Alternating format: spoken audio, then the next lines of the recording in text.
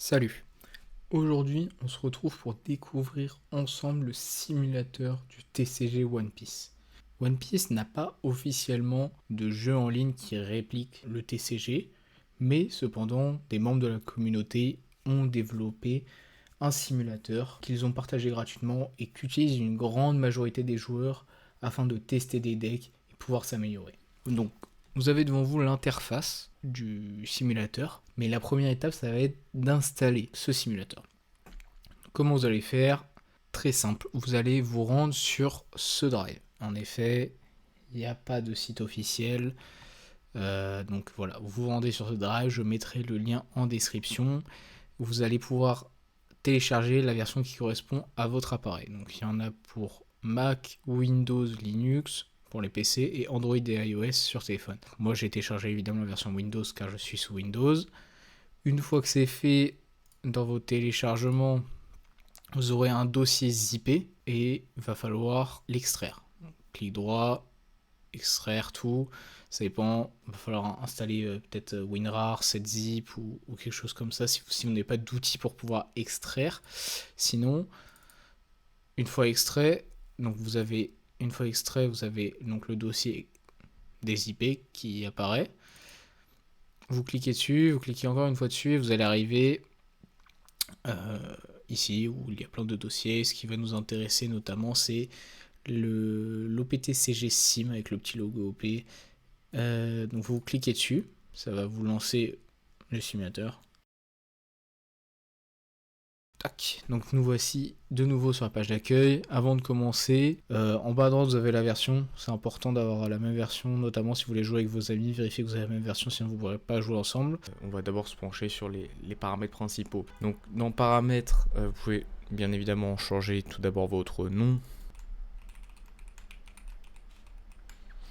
Voilà. Ensuite, vous avez plusieurs paramètres. Donc auto-draw, vous pouvez l'activer. Ça vous fait notamment gagner du temps. Parce qu'on a un temps donné pour jouer, donc ça vous fait gagner du temps. Piochant automatiquement au début de votre tour. Skip block et skip trigger, je vous déconseille de les activer. Donc skip block, ça vous permet, si vous n'avez pas de bloqueur sur le terrain, de skip l'étape de bloc.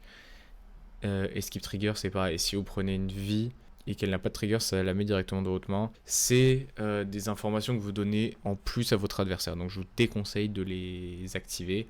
Confirm and turn, c'est toujours mieux parce que en cliquant parfois trop vite, le end turn il apparaît. Vous allez par exemple au début du tour, draw card, draw down, et ça peut arriver de cliquer trop vite et avoir le end turn et voilà, vous perdez votre tour, il n'y a pas moyen de revenir en arrière, donc je préfère le cocher. Confirm down attach, c'est à vous de voir en fonction. Parce que dès que vous cliquez sur des dons pour les mettre à vos personnages et vous cliquez sur vos personnages, ils sont attachés, vous ne pouvez plus les enlever, même si vous n'avez pas attaqué. Donc si vous avez des doutes, peut-être mieux vaut l'activer, surtout au début. Dynamic Play Sheets, c'est pour avoir des fonds différents en fonction de la couleur du leader de votre deck. Voilà, toujours intéressant. Le end, ça, si vous voulez déplacer le end turn pour pas justement misclick globalement, ça c'est aussi, ça peut pas besoin de cocher forcément ces deux boutons là.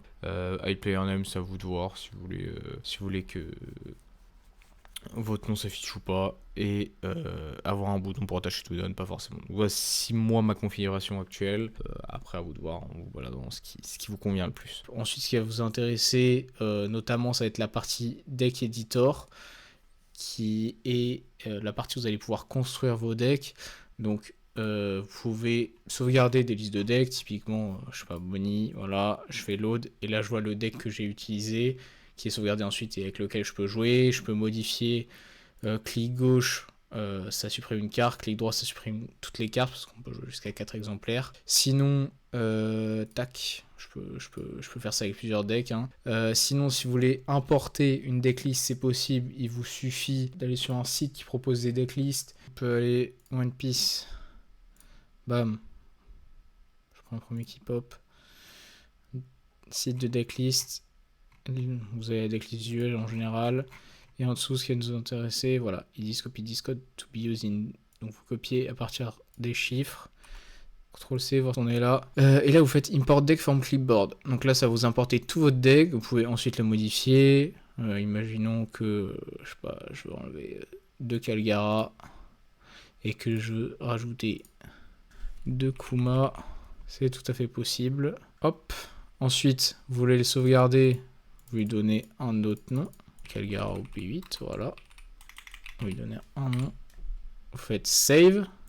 Et voilà. Vous aurez votre deck Calgara que vous pourrez utiliser. Ensuite, vous faites back to lobby. Petit truc qu'on a oublié, customize image. Vous pouvez typiquement customiser directement maintenant. Avant, il fallait aller directement dans les fichiers du jeu. Vous pouvez customiser directement les dos ou les cartes que vous avez. Donc c'est toujours très intéressant. Vous avez toutes les cartes de base. Vous pouvez, si vous faites upload new image, ça va vous permettre de modifier la carte par défaut. Donc il y a ce site qui permet de télécharger des images de cartes. Donc là, il y a typiquement ce down qui peut être sympa. Donc je vais cliquer dessus, download, ça me le download. Et là, je retourne là, customize image, je choisis la bonne catégorie, voilà, done.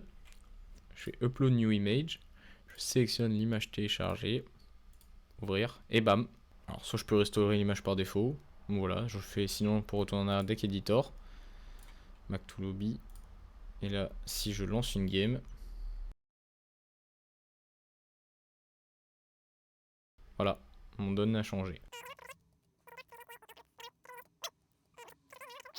Là, on est un peu mieux.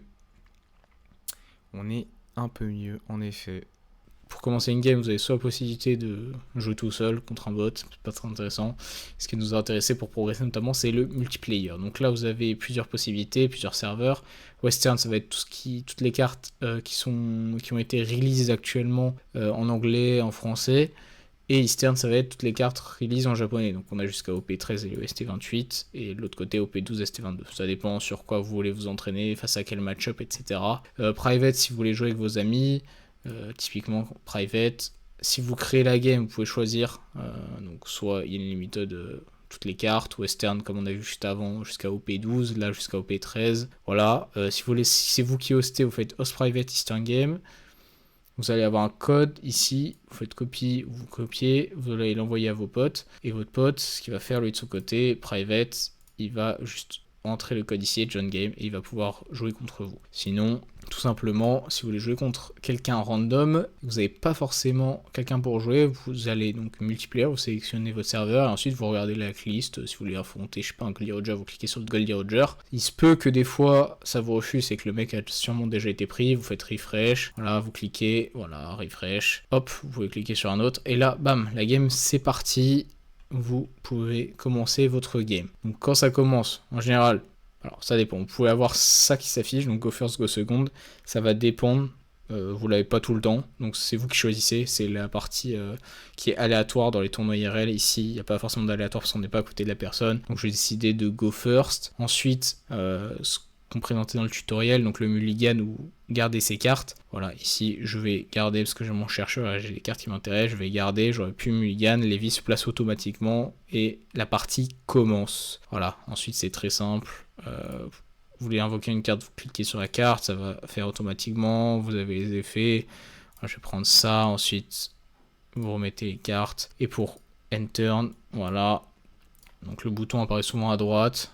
Pour attaquer, vous cliquez d'abord sur votre perso et ensuite sur le perso cible. Voilà, donc là j'attaque son leader avec mon leader. Donc j'ai d'abord cliqué sur le mien, j'attaque la carte que je voulais attaquer. Vous avez un petit chat sur la gauche qui résume les attaques. Et notamment pour les chercheurs, vous savez, ce genre de carte en IRL vous devez montrer, bah là pour voir, ça s'affiche notamment au chat. Donc là je sais qu'il a pris Oden, lui il sait que j'ai pris mon lot tout à l'heure. Voilà, ça résume un peu les actions également, vous pouvez envoyer des messages qu'il va pouvoir voir. C'est à peu près tout. Il faut savoir que vous avez 17 minutes 30 chacun au timer, donc vous pourrez comparer ça au blitz, aux échecs. Donc voilà, et ensuite vous pouvez enchaîner vos games, vous pouvez abandonner, retourner au menu principal. Et voilà, c'est à peu près tout pour le simulateur. On verra dans une autre vidéo, par exemple les sites où on peut choper pas mal de decklists à jour, de tournois qui sont réalisés. Ça peut être intéressant notamment pour s'inspirer de certaines decklists si vous voulez créer la vôtre également. Donc voilà, merci d'avoir suivi cette vidéo.